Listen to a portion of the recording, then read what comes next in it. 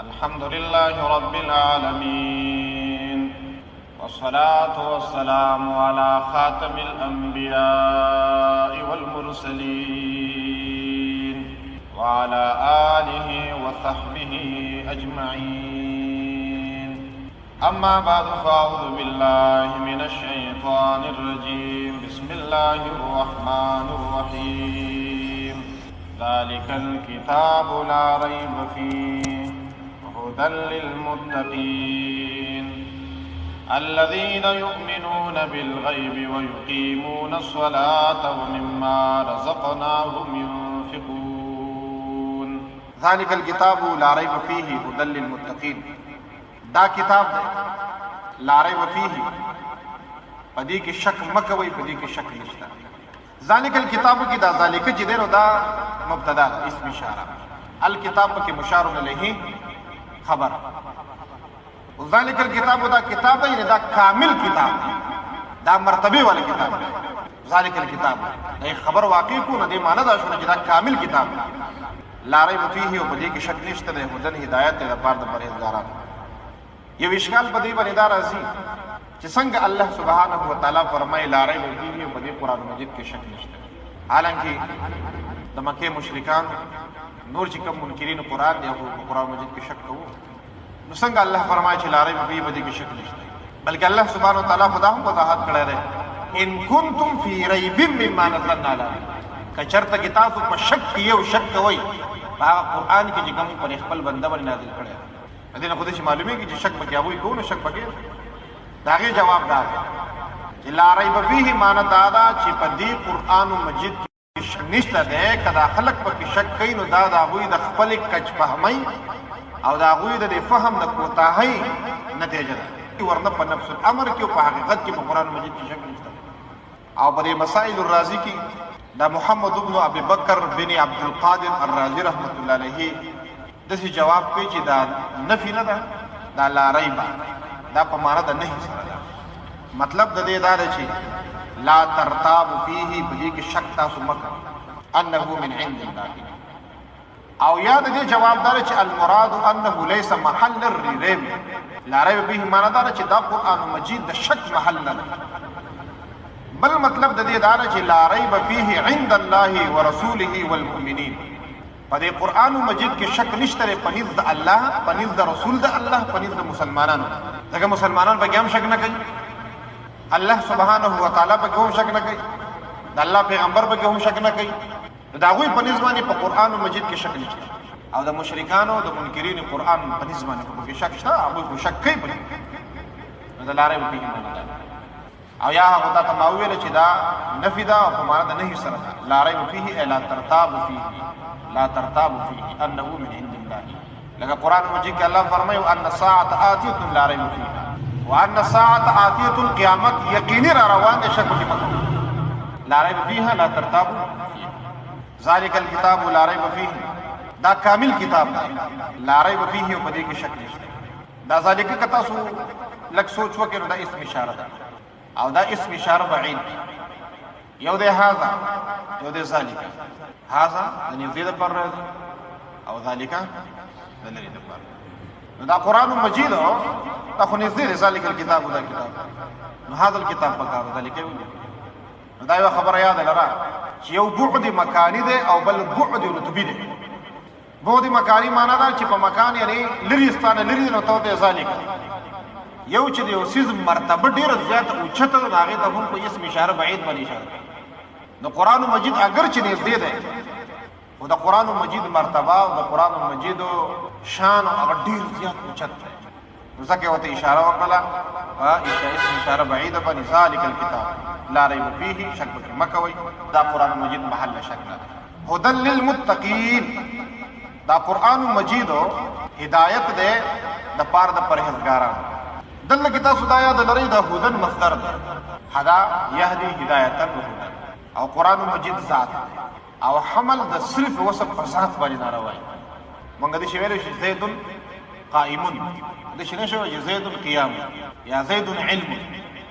علم دا صرف وصف دی، او زید چې ذات دی، نو حمل د صرف وصف په ذات باندې ناروا دی. دا ضابطه د حمل ده، په دې کافي کې مونږ یادوو. قرآن مجید قرآن هدن ده کنه هادي ده قرآن مجید هادي ده هدایت کول نو څنګه حمل د هدن او په قرآن باندې هدن للمتقین نو داغه جواب دا ده تاسو وړاندې درس کې ما وی چې کله په یو سیس کې د یو سیس مبدأ الاشتقاق په اتمه درجه کې موجودي نو بیا حمل مبالغه تم لکه زید عدل زید صرافی عدل لکه عادل مبدأ الاشتقاق عدلون دا به په اتمه درجه باندې موجودي نو بیا حمل اصل کو وصف کوي په نور الفاظ کې مونږ دا حمل مبالغه تم نو قرآن مجید چې دی نو دا د هدایت سرچشمه ده دا د هدایت کتاب خلق ته نیغه او صراط مستقیم نیغه لار ده هدل للمتقین بل اشکال په دې ځای باندې دا راځي چې ګڼ آیاتونه دي دا غیر د شي معلومیږي چې دا قرآن مجید او هدایت ته پرهیزګارانو ده په بعض آیاتونو کې راځي چې دا قرآن مجید هدایت ته مؤمنانو ده بعض کې راځي چې هدایت ته محسنینو ده بعض کې راځي چې هدایت ته انسانانو په ظاهر باندې په آیاتونو کې سره تضاد راغلی لکه سورہ لقمان کې الله فرمایي الف لام میم تلک آیات الكتاب الحکیم هدى ورحمة للمحسنین دا قرآن مجید او هدایت ته د پاره د محسنین او سورہ یونس کې الله فرمایي یا ایها الناس قد جاءتكم موعظة من ربكم وشفاء لما في الصدور وهدى ورحمة للمؤمنین التوي چې ورحمة للمؤمنین او سورة البقرة کې شهر رمضان الذي انزل فيه القرآن هدى للناس او په دې کې وایي چې هدى للمتقین نو په یو ځای کې وایي هدى للمتقین دا قرآن مجید هدایت ته د پاره د پرهیزګارانو په بل ځای کې وایي چې هدى للمحسنین دا قرآن مجید هدایت ته پاره د محسنینو دی بل ځای کې وایي چې دا هدایت ته پاره د مؤمنینو دی او په سورة البقرة کې وایي چې دا هدایت ته پاره د انسانانو دی په ظاهر باندې په دې آیاتونو کې تعارض راغلی د دې جواب دا دی چې اصل کې قرآن مجید خو د تمام انسانیت لپاره د هدایت کتاب دی او بعض خلک ډېر استفاده کوي بعض لږه استفاده کوي بعض بیخي استفاده نه کوي د قرآن مجید چې ډېر زیاته فائدہ اخلي نو هغه پرهیزګار اخلي نو د هغې دپاره دا اولني دوه آیتونه دا محسنین او دا متقین دا د قرآن مجید نه ډېر زیاته فائدہ او د قرآن مجید نه بیا د دوی په نسبت باندې لږه کمه خو فائدہ ته اخلي فرق مراتب خو پکې نو عام مسلمانان مؤمنان او دا قرآن مجید هدایت خو د پاره د انسانانو نه ځکه الله تعالی فرمایي چې شهر رمضان الذي انزل فيه القرآن هدى للناس د خلکو د پاره څه دی هدایت یو جواب دی او دویم جواب چې کړی دی هغه تفسیر کبیر والا دا کړی چې هدایت په معنا ګڼي یو معنا د اراءة الطريق او بل د ایصال الى المطلوب یو د اراءة الطريق او بل د ایصال الى المطلوب په نور الانوار کې بتایا کړی اراءة الطريق ویل کېږي چاته لار راخوله ایو د ایصال الى المطلوب په دغه لار باندې روانول او منزل ته او مقصود ته رسول د ایصال الى المطلوب دا غي بسیطه ساده مثال موږ د شی وای چې سړی راغی افغان ته پوسو کوي چې بټخيري ته کوم لار وته او ته د اشاره وی د بدل لار باندې دا بدل شي ځان ورسې جواب بټخيري لار وته ایو غدار چې ځان سره گاډي تر واخه جو هیڅ بټخيري کې پوسو دا یو ایصال الى المطلوب دی او دا بل څه دی اراده قرآن مجید پر اتوانه معناګانو باندې هدایت ایصال الى المطلوب هم کوي او اراءة الطريق هم کوي قرآن مجید تمام انسانیت کا صراط مستقیم خی او بعض خلق پیروان شي بعد بنروانی نو مؤمنان او پرهیزګاران او محسنین په دغه باندې روان شي نو قرآن مجید هدایت د دغه خلقو د پاره په معنا د ایصال الى المطلوب قرآن مجید هدایت ته د پاره د پرهیزګارانو هدایت ته د پاره د مؤمنانو هدایت ته د پاره د محسنینو دغه د هدایت مراد څه دی د هدایت مراد ایصال الى المطلوب دی چې دغه خلق په دې کې د حق طلب دی په دې کې حق پرستی ده انابت الى الله پکې ده دغه خلق په جنت تلاش او هدى للناس هدایت ته د پاره د تمام خلقو دا په دې بل معنا سره چې اراءة الطريق د لار خلق ذلك الكتاب دا کتاب د لارې فيه هدى للمتقين الذين يؤمنون بالغيب دا یو خبرو سره یاد لرئ چې په دې کې دا حقیقت بیان شوی دی دا وضاحت پکې شوی دی چې د قرآن مجید نه چې پوره استفاده کوي هغه سړی کې چې پای کې شپږ صفتونه شپږ شرایط په دې کې بیان شوي چې د قرآن مجید نه سړی پیدا اخلي خو چې په دې شپږو شروطو باندې دی برابر دی شرط نمبر 1 چې دی پرهیزګار د په زړه کې خشیت الهي دی، د الله سبحانه و تعالی نه یری دی، ځان د کفر نه او د شرک نه او د بدعات او د رسوماتو نه ساتي، دی د ګناه کبیره نه اجتناب کوي، دی پرهیزګار دی. نو پرهیزګار سړی د قرآن مجید نه ډېره زیاته پیدا اخلي. دویم په ده کې به دا وي چې دی به ایمان بالغیب، په غیب باندې به ایمان لري، یؤمنون بالغیب. او د غیب د مراد څه چې دی؟ ما لا یقعو تحت الحواس. امام راغب رحمت الله علیه فرمای چې غیب ویل کېږي څه شي ده؟ غیب ویل کېږي ما لا یقعو تحت الحواس، چې د حواس خمسو د لاندې نه راځي. په سترګو لیدلی کېږي نه، په غوږونو اورېدلی کېږي نه، په ژبه څکلی کېږي نه، په لاس رانیولی کېږي نه، د حواس خمسو نه پوشیدی پټي، دا غیب. لکه جنت دی، جهنم دی، ذات د باری تعالی دی، صفات د الله تعالی دی، فرشتي دي، زمونږ دپاره پیغمبران دي، دا ټول غیب زمونږ په سترګو باندې په نظر نه راځي. دا د رسول الله صلی الله علیه وسلم په خبر باندې زمونږ ایمان دی. پیغمبر علیه الصلاۃ والسلام وایي جنت شته، موږ وایو جنت شته. پیغمبر علیه الصلاۃ والسلام وایي چې جهنم شته، موږ وایو جهنم شته. الله شته، موږ وایو الله شته. د الله پلانکې صفت دی، موږ وایو د الله پلانکې صفت دی. دا د رسول الله صلی الله علیه وسلم په خبرو باندې او د الله تعالی په کلام باندې زموږ ایمان دی، نو په غیب باندې ایمان دی. هغه سړی چې کوم په غیب باندې ایمان راوړي، نه د قرآن مجید نه ډېره لویه فایده اخلي. دریم شرط ویقیمون الصلاة، او پابندي د مانځه کوي. حضرت عبدالله ابن عباس وایي اقامتها اتمام الرکوع والسجود والتلاوة والخشوع. د مونځ اقامت دا دی چې دی رکوع پوره کوي، دی سجده پوره کوي، د تلاوت برابري، او دی په مانځه کې خشوع کوي، عجزي کوي. د الله سبحانه وتعالی یې په زړه کې خشیت الهي، او دی عجزي کوي د الله تعالی مخامخ. دی خپل ځان ټول په ټوله باندې محتاج ګڼي الله تعالی ته. وایي دا د مانځه اقامت. په تفهیم کې دا وضاحت شي چې د اقامت الصلاة معنی دا نه ده چې سړی ځان د انفرادي مونځ کوي، بس نظام د مانځه به جوړوي. نظام د مانځه نظام چې کله ته جوړ کړي که نه، نو دې ته ویل کېږي اقامت الصلاة، مونځ قایمول. ځکه الله سبحانه وتعالی داسې نه فرمایي چې یصلون الصلاة، الذین یصلون الصلاة هغه خلک چې هغوی مونځونه کوي، بلکې الله فرمایي یقیمون الصلاة، مونځ ودرېږي. اقامت مراد دا ده چې د مانځه نظم به برابر. یو سړی ځان له خپله مونځ کوي، نور خلک مونځونه نه کوي، نو دا اقامت الصلاة نه شو، بلکې په معاشره کې به ته قانون د مانځه جوړوي. یو شرط پکې دا شو، دا درې شو. او څلورم شرط دا دی د هغه سړي دپاره چې د قرآن مجید نه پوره پیدا اخلي، نو دا به شوم نه وي، دی به زرپرست نه وي، دی به ماده پرست نه وي، د ده په زړه کې به حب الدنیا نه وي، دی به د الله سبحانه وتعالی د خوشحالۍ دپاره خرچه کوي، د الله تعالی په لاره کې انفاق فی سبیل الله، انفاق فی سبیل الله خرچه وکړي د الله تعالی په لاره. ومما رزقناهم ينفقون، چې څومره څه موږ دوی له پیسې ورکړي دي، ينفقون، نو دوی به خرچه کوي په لاره د الله تعالی کې. رزق نه مراد دا دی چې کوم الله سبحانه وتعالی پر خپل بنده باندې مهرباني کړې ده. یوازې خوراک نه مراد چې ډوډۍ ده او خوراک د روپیو پیسې ده، صلاحیتونه هم دي، سترګې دي، غوږونه دي، لاس پې دي، دا صلاحیتونه. نو چې دغه صلاحیتونه الله سبحانه وتعالی د انسان نه ورکړي دي، دغه صلاحیتونه به هم د الله په لاره کې خرچه کوي. ويقيمون الصلاة ومما رزقناهم ينفقون، چې څومره موږ دوی له د پیسې څیزونه ورکړي د الله تعالی په لاره کې به خرچه کوي. والذین یؤمنون بما انزل الیک وما انزل من قبلک، دا پنځم شرط دی د هغه خلکو دپاره چې کوم د قرآن مجید نه استفاده کولی شي. هغه دا دی چې په تمامو پیغمبرانو باندې چې د رسول الله صلی الله علیه وسلم نه وړاندې په هغوی باندې به هم ایمانی، او په هغه کتابونو باندې چې په تیر پیغمبرانو باندې نازل شوي دي، په هغه صحیفو باندې چې تیرو پیغمبرانو له الله ورکړي دي، په هغې باندې به ایمان، او په رسول الله صلی الله علیه وسلم باندې به ایمانی، او په هغه څه باندې چې پیغمبر علیه الصلاة والسلام باندې نازل شي په هغې به ایمان. ناله به د قرآن مجید نه استفاده کوي، دا پنځم شرط دی. په دې کې یو نقطه یاده لره چې د رسول الله صلی الله علیه وسلم نه وروسته بل پیغمبر دنیا ته نه راځي، ځکه چې الله سبحانه وتعالی وفرمایل یؤمنون بما انزل الیک وما انزل من قبلک، که چېرته بل پیغمبر راتلی نو الله به وایي چې ما انزل من بعدک، ستا نه وروسته کوم پیغمبر راځي او په هغه باندې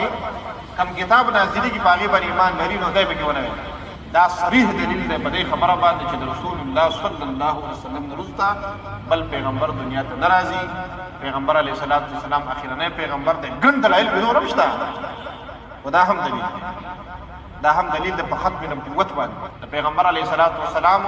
په خاتم النبیین کې دو باندې قرآن مجید په سورۃ الاحزاب کې خاتم النبیین پیغمبر علیه الصلاۃ والسلام خاتم النبیین ودلته کې هم دا معلومه شولا چې رسول الله صلی الله علیه وسلم درسته بل پیغمبر دنیا ته ناراضي کچر پر راتلین الله تعالی فرمایله چې هغه خلکو د قرآن مجید نه استفاده کولای شي چې وړاندې پیغمبرانو باندې ایمان راوړي په دې پیغمبر ایمان راوړي د نورسته چې کوم پیغمبر راځي هغه باندې کوم کتاب راځي هغه باندې ایمان راوړي دا ذکر وکړي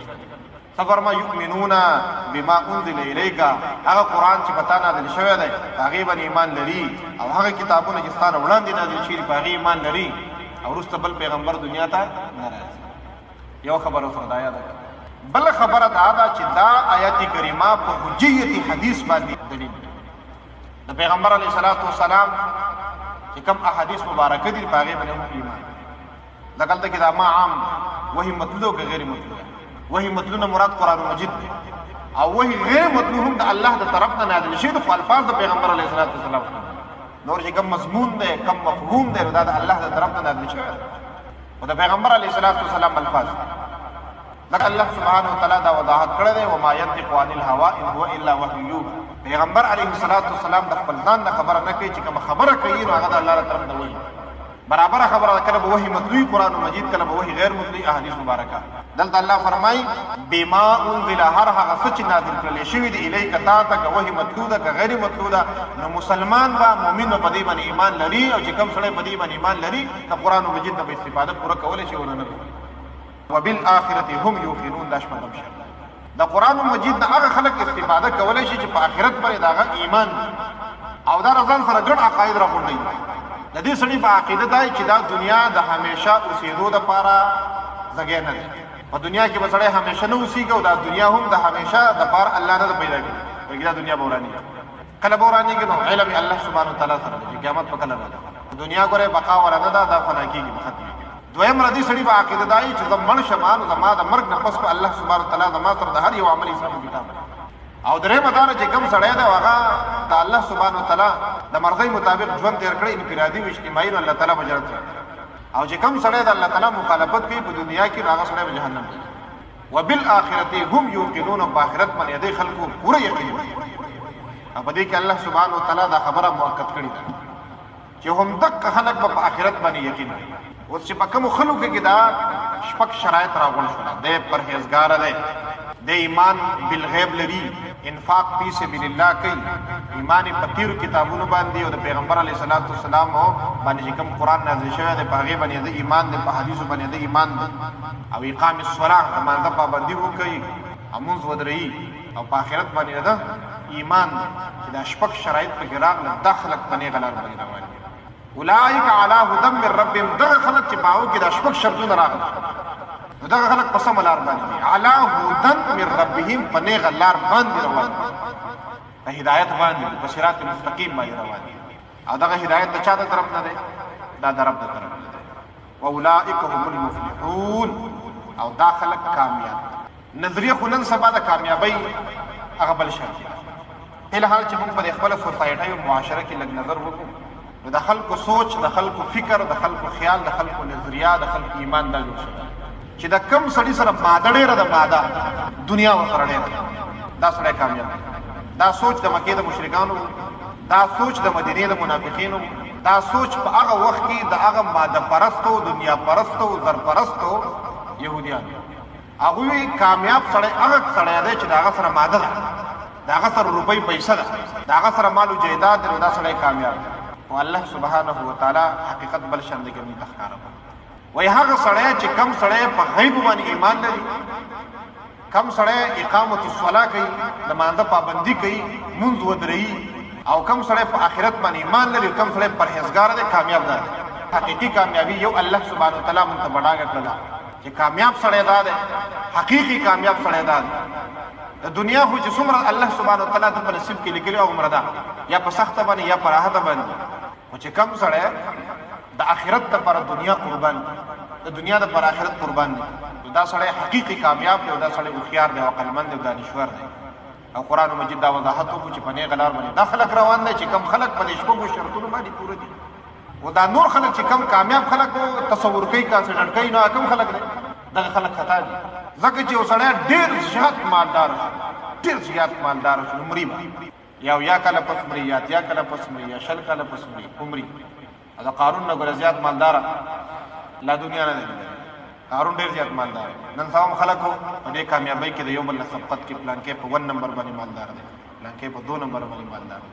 پلانکې په ټوله دنیا کې مالدار دی، پلانکې په ملک کې مالدار دی، پلانکې د ملک په سطح باندې په 2 نمبر باندې مالدار دی. هغه ټول نه غریب ځکه چې کم سړی په 2 نمبر باندې نو کوشش کوي چې په 1 نمبر باندې شي. چې کم سړی په ملک کې په 2 نمبر باندې مالدار دی یو دماغ کې خوشاله نه لکه ولي یری چې د پلانکې سره خو 300 ارب روپۍ دي او زما سره 250 ارب روپۍ دي. هغه زمانه مخکې دی نو ماته 50 ارب روپۍ پکار دي، بلکې 50 نه یو 50 پکار دي چې داغه نه هم کې جمع نه چې سړی داغه سره یو 50 روپۍ کمې کوي کنه دا غریب دی کنه مالدار دی. زما خو دې خیال دی چې دا ټول نګړ دی ځکه د انفاق په سبیل الله نه کوي د خو چې کې ماته 51 ارب روپۍ نوري پکار دي. 51 ارب روپۍ را غونډول غواړي چې دا 301 ارب روپۍ شي لکه سړی نه مخکې کېدل پکار دي. نو دې زکات نه ورکړي ولې زکات ورکړي ځکه چې خو بیا ښه کمې کوي د ذهن مطابق. حالکه رسول الله صلی الله علیه وسلم فرمایي صدقه مال خوري نه، د صدقې په وجه په مال کې برکت پیدا کیږي. او دغه ماده پرست دی، دغه مټیریالیست دی، دغه چې هر څه ماده او جون جو دغه پیسې ده. نو دا سړی غریب ځکه دی چې دته درکار دی 51 ارب روپۍ. او زمونږ چې کم عام میډل کلاس خلک دی نو هغوی چا سره 2 روپۍ کمې خوري، چا سره 6 روپۍ کمې خوري، 6 زره 2 زره 3 زره دومره زیاته غریبي نه ده. یاره چې ماته 2 روپۍ پکار دي، ماته 2 زره پکار دي، 3 زره پکار دي. او هغه سړی چې د هغه سره 250 ارب روپۍ شته دی هغه چونکې په داسې میدان کې دی چې هغه ته پکار دي 51 ارب روپۍ نوري. د 51 ارب روپۍ لګي هغه په 51 ارب روپو پسې د خو د بدتمیزۍ پرېښه دی، کوشش کوي سرتوړ کوشش کوي سوار سامان 51 ارب روپۍ حاصل. نو چې کله 51 ارب روپۍ حاصل شي مالدار شي. مالدار نه دی خو د ملک په سطح مالدار. بیا خو ګوري چېرې جي زمونږ په بر اعظم ایشیا کې زمانه څوک مخکې شته او که نشته. بیا د ایشیا په سطح باندې ځان مالدار سړی وي نو دی بیا دله خوب نه ورځي او منډه وهي چې د ایشیا په سطح باندې په کم سے کم په 2 نمبر خو راځي. چې په 2 نمبر راشي نو بیا د 1 نمبر کوشش کوي او زب پسې تر دې پورې چې دی مړ شي. پیغمبر علیه الصلاۃ والسلام کو انتهایی هوښیار دی. د دې نقشې د شرح کو دي د دنیادارۍ او د ماده پرستۍ او د زر پرستۍ نقشې راکړي دي. وایي د ابن آدم د پاره که یو وادي د سرو زرو شي نو لأحب ان یکون له وادیان دی به خوښوي چې زما لپاره 2 وادي نورې شي. یو وادي وله د سرو زرو ورکړي. وادي پېژني یو غر دی بل غر دی، د دې غر یو مخ د دې بل غر دا مخ او دا دواړه مخونه او دې په منځ کې چې کومه فاصله ده د دې غر لمن د دې بل غر لمن دا ټوله وادي ده. 2 غرونه دي که نه لکه زمونږ دا یو غر دی او د مخامخ دا بل غر دی او دې په منځ کې چې دا څومره علاقه ده دا غونډه وادي ده. نو اگر آدم علیه السلام دې بچي له یو وادي د سرو زرو ورکړي لأحب ان یکون له وادیان دی و چې 2 او چې 2 ورله ورکړي چې 3 او چې 3 وایي 4 وایي د دا خېټه چې دا نو دا به د قبر د خاورو ډکې نور ډکېږي. هوښیار خلک وایي ضرورت الله د هر چا پوره کوي، خواهش په دنیا کې نه پوره کېږي، د هېڅ چا نه پوره کېږي. دنیا لا په تاریخ کې داسې سړی لا لیدلی نه دی چې د هغه ټول خواهشات پوره شوي دي او هغه لته په لته باندې اړولې ده او ناست دی چېرې چې نور نه پوره کوم زما ارمانونه پوره شي. دا د هېڅ چا نه ځکه چې الله سبحانه وتعالی دنیا د خواهشاتو د پوره کولو لپاره پیدا کړې نه ده. الله د خواهشاتو پوره کولو لپاره څه پیدا کړی؟ جنت یې پیدا کړی. خواهشات په جنت کې پوره کېږي. ولکم فیها ما تشتهي انفسکم ولکم فیها ما تدعون. څه غواړئ څه دې ارمان دی او په جنت کې ستا پوره کېږي. او په دنیا کې ارمانونه ګورې نه پوره کېږي او چې څومره ډېرېږي هغومره د هغې مصیبت سیوا کېږي. څومره مال ډېر دی هغومره وبال ډېر دی، څومره سر غټ دی هغومره یې دړ غټ دی. مصیبتونه خو سره ډېر دي، څومره مال ډېر دی هغومره وبال ډېر دی. نو دا وضاحت کوي حقیقي کامیاب کم دی. روپیو سره ډېره ده، مادو سره ډېره ده، نه دا حقیقي کامیاب. که په دې ټولو دنیا کې په 1 نمبر باندې مالداره دی او د مرګ راغی نو دی په دې ټول پیسو باندې ځانه یو ورځ ژوند نشي اخیستی. نو جي یو 2 ورځې خو راله راکړه، یو 5 ورځې خو راله راکړه، پلانکې ارمان دی پوره کوم بیا به مړ شي. دی که دا ټولو دنیا ورکړي نو دا یو سیکنډ نشي اخیستی په هغې باندې. لکه چې کوم سړي اجل راغی نو لا یستقدمون ساعة ولا یستأخرون، نه مخکې کېدی شي نه وروسته کېدی شي، په دقه ټایم به مري. دا ډېر زیات مالدار ولې دا مالداري سړی بچ کولی نشي او په آخرت کې همیشه د پر جهنم او الله فرمایي که دا ټوله دنیا دا د سرو زرو نه ډکه کړي او الله تعالی ته پیش کړي چې خدای پاک دا والا او ما د جهنم په دې جنت ته بوځه نو الله وایي چې دا به ته هم قبول نشي یو وادي نه دو وادي نه دا ټوله دنیا غونډه په غونډه د سرو زرو نه مالاقه کړي او ډکه کړي او د هغې نه پسې الله تعالی ته پیش کړي چې خدای پاک دا واخله او ما جنت ته بوځه الله وایي دا چې قبلېږي نو په دې دنیا څه کوي دا سړی کامیاب شو دا خو تاواني دی دا عقیده دا نظریه دا سوچ دا خیال دا فکر دا غلط دی چې کوم سړی وایي چې په ماده باندې سړی کامیابیږي خالص په ماده باندې